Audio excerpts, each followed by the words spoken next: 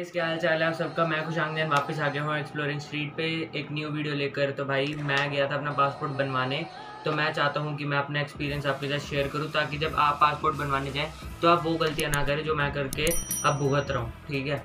तो भाई मैंने पासपोर्ट बनाया था आज से कुछ 5 साल पहले, जो कि अब मेरा एक्सपायर होने जा रहा है अक्टूबर में। तो मैंने सोचा कि एक बार अब पासपोर्ट रिन्यू करवा लेते हैं, क्योंकि पासपोर्ट होने के फ़ायदे बहुत ज़्यादा होते हैं। तो मैं गया था भाई पासपोर्ट बनवाने अपना यहाँ।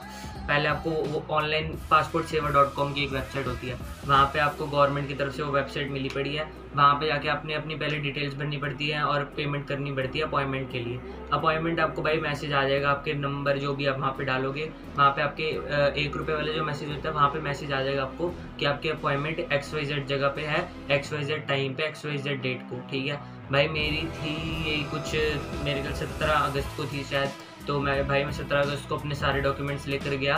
डॉक्यूमेंट्स आपके क्या क्या रिक्वायर होंगे भाई? एक आधार कार्ड, एक अगर तो आप 18 से कम हो तो आपके मम्मी पापा का आधार कार्ड, मम्मी पापा का पासपोर्ट है अगर तो वो लगेगा, अगर नहीं है तो वहाँ पे pan card, voter ID card, बहुत कुछ लगता है भाई। तो ओरिजिनल भी लेकर जाना होता है, फोटो कॉपी भी लेकर जाना होता है। ओरिजिनल आपका वो मतलब अपने पास नहीं रखेंगे, पर एक चेक करेंगे कि हाँ भाई आपने बिल्कुल सही, आप एक लीगल बंदे हो या नहीं हो।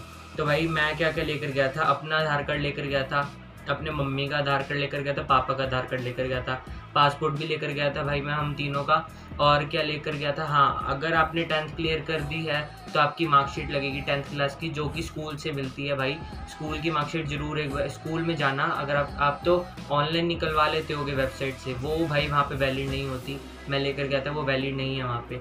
तो एक गलती मेरी ये होगी।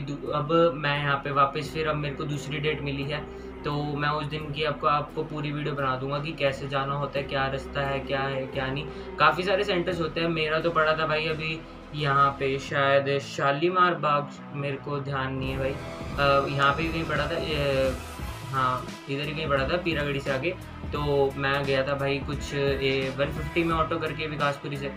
तो आपको बस ये बताना चाहूँगा कि आपने सारे डॉक्यूमेंट्स पूरे करके आप जब वहाँ पे जाते हो तो आपके 3 बारी वेरीफाई होते हैं डॉक्यूमेंट्स, 3 बारी। हाँ, तो अब आपको क्या क्या लेकर जाना है अपनी? अगर आपकी 10th क्लास क्लियर हो चुकी है तो स्कूल में जाओ और उनको बोलो कि भाई हमारी जो मार्कशीट थी वो हमको दे दो। चाहे 4 साल हो गए, चाहे 2 साल हो गए, चाहे 3 साल हो गए, जितना मर्जी टाइम हो गया, वो मार्कशीट आपकी संभाल के रखेंगे स्कूल वाले। उनके पास जाओ, अगर आपने मार्कशीट उनसे नहीं लिया तो वो मार्कशीट उनसे लो, और वो वाली मार्कशीट लगेगी वहाँ पे। आपकी फ़ोटो कॉपी नहीं लगती मार्कशीट की, मार्कशीट लगेगी। और आप अगर आप 12th क्लियर कर चुके हो तो 12th के लिए भी भाई सेम चीज़ है, 12th की भी मार्कशीट लगेगी आपकी वहाँ पे। और रही बात दूसरी, समझो अगर आपके मम्मी पापा दोनों हैं तो अगर आप उनके सारे डॉक्यूमेंट्स लेकर जा रहे हो तो आपके मम्मी पापा का होना भी ज़रूरी है। अगर कोई ऐसे सर्कमस्टांसेस होते हैं, हालात कुछ ऐसे होते हैं कि आप मम्मी या पापा दोनों में से किसी एक को नहीं लेकर जा सकते, तो एक फॉर्म होएगा एनेक्सियर D, मैं नीचे डिस्क्रिप्शन में भी लिख दूंगा। अगर डिस्क्रिप्शन में ना लिखा हुआ तो भाई ये वीडियो में तो लिख ही दिया मैंने। तो ये फॉर्म मैं आपको स्क्रीनशॉट डाल दूँ, मतलब ये जो मैंने लिख दिया सेम टू सेम स्पेलिंग आप गूगल पे जाके लिखोगे एनेक्सियर D पासपोर्ट फॉर्म, तो भाई वहाँ पे आपको PDF मिल जाएगी। वो फॉर्म को प्रिंट आउट करवाना है और इसमें जहाँ जहाँ जो जो लिखा है वो डिटेल्स भर देनी है। अब मैं गया था अपने सिर्फ पापा के साथ, ये सोच, पापा भी मेरे सिर्फ इसलिए गए थे क्योंकि उनको रास्ता पता था। ये नहीं पता था कि वहाँ पे पापा की भी ज़रूरत पड़ जाएगी। और वहाँ पे मैं गया तो उन्होंने बोला कि मदर का है, तो फिर वहाँ पे भाई हम वो वाला फॉर्म भी नहीं था, क्योंकि अब हम मतलब मम्मी को मैं लेकर नहीं गया और मेरे को ये पता नहीं थी कि ये फॉर्म लगेगा वो वाला मम्मी की जगह। तो भाई अब वो वाला फॉर्म फिर मैं वहाँ से लेकर आया। अब मम्मी इस बार ही नहीं जाएंगी, जाएंगे अभी भी पापा ही, पर वो वाला फॉर्म है तो मैं उस फॉर्म में अपने मम्मी पापा की डिटेल्स भर दूंगा, जिससे उनकी एब्सेंस में मेरा वो फॉर्म लग सकता है। तो वहाँ पे उसमें या तो आपको आधार कार्ड भरना पड़ेगा, आधार कार्ड की डिटेल, या तो पासपोर्ट के नंबर, या तो वोटर ID कार्ड या पैन कार्ड, जो भी वहाँ पे वो लिखा होगा वो भरना होगा एनेक्सियर D फॉर्म में। आपके डॉक्यूमेंट्स जो लगेंगे, अगर तो आपका एड्रेस चेंज होएगा तो उसमें बिजली का बिल ओरिजिनल भी लगेगा और फोटो कॉपी भी लगेगा। आपका जो पुराना पासपोर्ट है अगर और रिन्यू कराने जा रहे हो मेरी तरह, तो आपके पुराने पासपोर्ट की फ़ोटो कॉपी लगेगी और ओरिजिनल भी लेकर जाना पड़ेगा। और अगर न्यू बनवा रहे हो तो भाई पासपोर्ट तो जब आपका है ही नहीं तो फ़ोटो कॉपी लिख के लेकर जाओगे। ठीक है। अगर आप 18 साल से ऊपर हो तो आपको अपने मम्मी पापा का कुछ भी लेकर जाने की ज़रूरत नहीं पड़ती, सिर्फ आपको अपना वो ये क्या कहते हैं स्कूल का मार्कशीट और आधार कार्ड वगैरह लेकर जाना पड़ेगा, क्योंकि उस टाइम आप तब लीगल हो चुके होते हो, तो तब आपको अपने मम्मी पापा की आइडेंटिफिकेशन वगैरह प्रोसेस करने की ज़रूरत नहीं पड़ती, ठीक है। और रही हाँ मतलब फ़ोटोकॉपी तो लगती है, पर उस टाइम आपके मम्मी पापा साथ होने ज़रूरी नहीं होते, ठीक है। और रही बात बाकी जो और कुछ बात ज़्यादा होती नहीं है, बहुत आसान होता है अंदर इंटरव्यू।